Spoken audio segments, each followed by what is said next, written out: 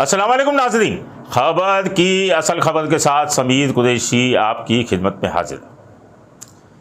हमने आपको चंद रोज़ कबल एक खबर दी थी कि घास बंदर पर कस्टम इन्फोर्समेंट का जो एंटी स्मगलिंग ऑर्गेनाइजेशन का दफ्तर है उसके बाहर से एक गाड़ी, नॉन कस्टम पेड गाड़ियाँ वहाँ खड़ी होती हैं जो कस्टम पकड़ के लाती है, वो कार स्क्वाड की पार्किंग से एक गाड़ी टोयोटा प्रियस चोरी हो गई। उसके बाद जब इसकी हमने तहकीकात की तो मालूम ये भी चला कि एक माह कबल एक एक्वा गाड़ी भी वहाँ से चोरी हो चुकी थी, और वो एक्वा गाड़ी जो चोरी हुई थी इसका मुकदमा जो है वो केमाड़ी थाने में भी दर्ज करवाया था। बाद अज़ां फिर इसका मुकदमा भी जैक्सन थाने में दर्ज करवा लिया गया। किस्सा कुछ यूँ था कि प्रियस गाड़ी जो थी उस पर सिंध पुलिस का नंबर लगा हुआ था SPF 751। जब हमने ये मालूमात की तो मालूम चला कि ये गाड़ी जो है पुलिस की हाइलेक्स का नंबर उस पर लगा हुआ था, और ये गाड़ी वर्कशॉप में है और इसको कोई रिटायर्ड पुलिस अफसर चला रहा था। वो गाड़ी पकड़ के जमा कर दी गई कार स्क्वाड के उधर। उसके बाद में यह भी मालूम चला कि ये 4 माह कबल जो है वो पकड़ी गई थी, लेकिन जो प्रोसीजर फॉलो किया जाता है वो नहीं किया गया। यानी गाड़ी पकड़ के लाई जाती है तो उसकी हवा निकाली जाती है, इसकी बैटरी निकाली जाती है, वो फॉलो नहीं किया गया। और हवा भी उसमें थी, बैटरी भी थी। एक हैरत की बात तो ये है कि आप अपनी गाड़ियों को खड़ी कर दें तो 2-3 महीने के अंदर गाड़ियाँ स्टार्ट नहीं होती, वो 4 महीने के बाद बैटरी से गाड़ी स्टार्ट भी हो गई।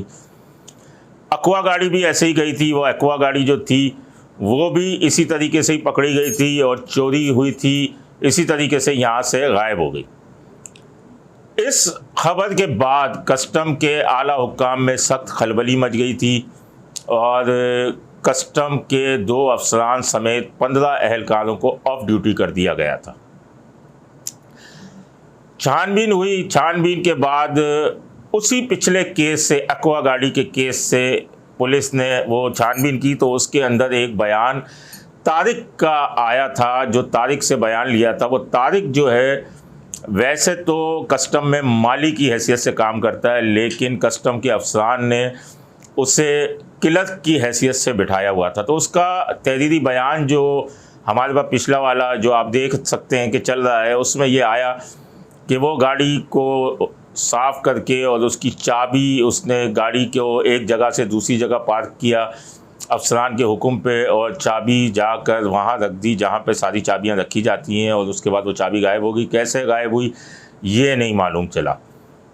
हम भी इस छानबीन में थे कि शायद ये चाबी जो है, जो दूसरी गाड़ी चोरी हुई इसकी चाबी डुप्लीकेट बनाकर आया था, या कस्टम वालों ने ही यहाँ पर किसी ने फराहम की। तो अब इस ड्रामे का तमाम ड्रॉप सीन हो गया, और ज़रा ये बताते कस्टम की कि तारिक को पुलिस ने हिरासत में ले लिया है, और ज़राए के मुताबिक तारिक ने ये दोनों गाड़ियाँ जो हैं वो एतराफ़ भी कर लिया है कि वो दोनों गाड़ियाँ इसी ने चुरा कर किसी को दी हैं।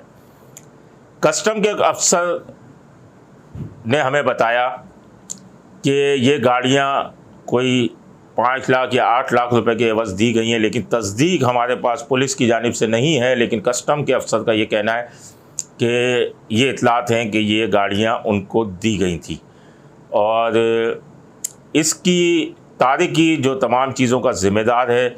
और अब ये चीज़ वाज़े हो गई है कि तारिक ने ही जो है ये गाड़ियाँ चोरी की हैं वक्फे से। तो अब इसके ख़िलाफ़ कस्टम की क्या छानबीन शुरू होती है, क्या नहीं होती।